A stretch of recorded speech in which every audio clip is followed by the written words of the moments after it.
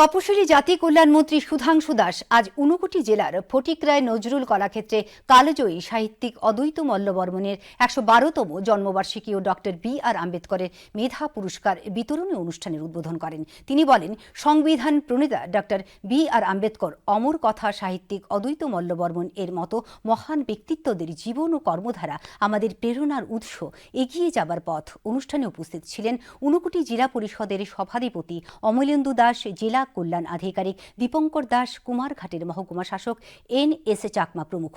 অনুষ্ঠানে ষষ্ঠ থেকে নবম শ্রেণীতে পাঠরত ৩০৩ জন তপশিলি জাতি ছাত্রছাত্রীকে আম্বেদকর স্মৃতি মেধা পুরস্কার প্রদান করা হয়।